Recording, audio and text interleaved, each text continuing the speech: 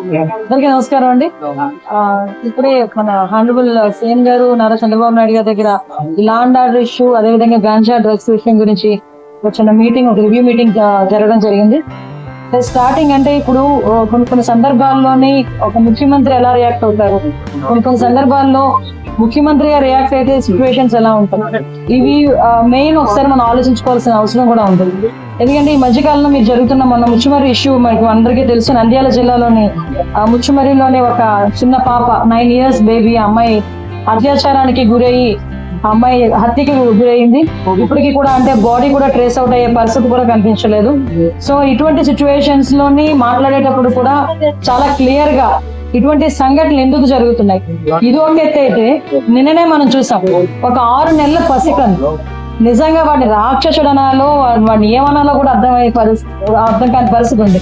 అటు ఒక చిన్నతాత వరుస అయిన వ్యక్తి ఆ అమ్మాయిని అబ్యూస్ చేయడం, 6 నెలల పసికందు మీద కూడా అత్యాచారానికి ఒడిగొట్టడం నిజంగా చూస్తూ ఉంటే కొన్ని సిచ్యువేషన్, అతని సిచ్యువేషన్ కూడా మేము అక్కడ ఎస్పీ గారిని కూడా నాకు తెలిసిన వెంటనే నేను ఎస్పీ గారితో మాట్లాడడం జరిగింది. ఎస్పీ గారు చెప్పడం కూడా ఏంటంటే కంప్లీట్ గా తాగిన మైకంలో, ఎంత తాగాడంటే ఈవెన్ పోలీస్ స్టేషన్ కి తీసుకొచ్చిన తర్వాత కూడా అతనికి తెలివి రాలేదు, అప్పటికి కూడా అదే మైకంలో ఉన్నాడు. అలాంటి మైకంలో ఆ పిల్లని చిన్న పసికందుని అత్యాచారం చేసిన సంఘటన కానీ ఇవన్నీ చూస్తా ఉంటే చంద్రబాబు నాయుడు గారు నిజంగా స్టార్టింగ్ ఇవే టాపిక్ చెప్పుకున్నారు. మేము కూర్చున్న తర్వాత అసలు ఎందుకు ఈ పరిస్థితులు వస్తున్నాయి, ఎందుకు ఇటువంటి సిచ్యువేషన్స్ ఎందుకు మనం ఎదుర్కోవాల్సిన అవసరం వచ్చింది, ఎందుకు లిక్కర్ మీద, గాంజా మీద, డ్రగ్స్ మీద మనం ఎట్టి పరిస్థితులు ఉక్కుపాదం మోపాలి. ఈ గంజాయి మత్తులోని కానీ, డ్రగ్స్ మత్తులోని కానీ, ఈ మద్యం మత్తులోని కానీ వీళ్ళు చేసిన అరాచకాలు చూస్తూ ఉంటే ఎక్కడో ఒకటి వీళ్ళకి ఫుడ్ స్టాప్ పడాలి అనే ఉద్దేశంతో ఎస్పెషల్లీ ఈ 2 కేసుల విషయంలో మనకి విజయనగరం జిల్లాలోని రామభద్రాపురం మండలం జీడిక వలసలోని జరిగిన 5 నెలల పసికందు మీద జరిగిన అత్యాచారం కానీ, ఇప్పుడు ఈ మచ్చుమరిలోని అమ్మాయి హత్య విషయంలోని కానీ చాలా సీరియస్ గా స్పందించి గౌరవ ముఖ్యమంత్రి గారు ఈ 2 ఇష్యూస్ కి కూడా ఒక స్పెషల్ కోర్టును కూడా ఇమీడియట్ గా ఏర్పాటు చేసి ఆ స్పెషల్ కోర్టు ద్వారా అతి తొందరగా నిందితులు ఎవరైతే ఉన్నారో వాళ్ళకి శిక్ష పడే విధంగా చేయడానికి ఆదేశాలు కూడా జారీ చేయడం జరిగింది.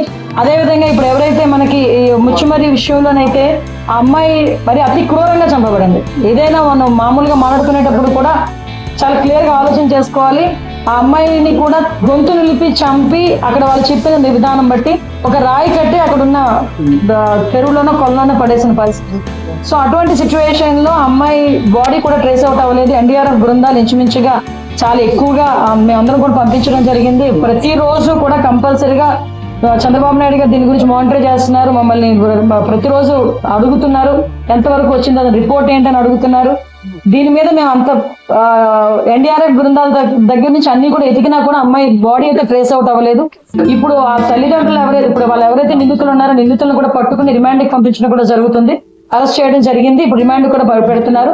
అట్ ద సేమ్ టైం ఆ కుటుంబానికి చనిపోయిన బిడ్డను ఎవరు కూడా తీసుకురాలేదు.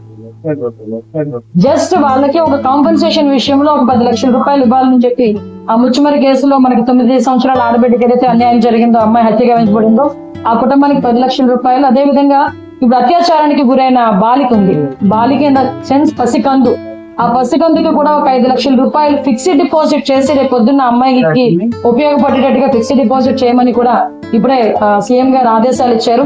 ఈ విషయంలో ఎలాంటి వాళ్ళైనా కూడా పగడ్బందీగా ఎట్టి పరిస్థితులను వదిలే ప్రసక్తి లేదు అని చెప్పి చాలా క్లియర్ గా చెప్పడం జరిగింది.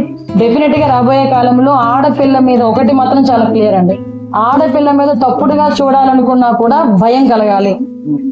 తప్పుడుగా వాళ్ళ మీద ప్రవర్తించిన రోజే అదే ఆఖరి రోజు అవ్వాలి వాడికి అన్న విధంగా చట్టాలని కూడా మేము క్లియర్ కట్ గా చట్టాలని కూడా మేము చేసుకుంటామండి. డెఫినెట్ గా రాబోయే కాలంలోని ఆడపిల్లల మీద ఎటువంటి అఘాయిత్యాలు జరగకుండా చూసుకునే బాధ్యత కూడా తీసుకుంటాం.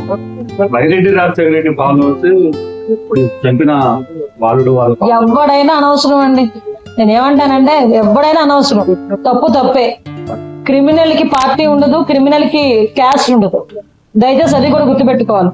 క్రిమినల్ అన్నవాడికి పార్టీ ఏంటి, క్రిమినల్ అన్నవాడికి క్యాస్ట్ ఏంటి? క్రిమినల్ ఇస్ క్రిమినల్ అంతే.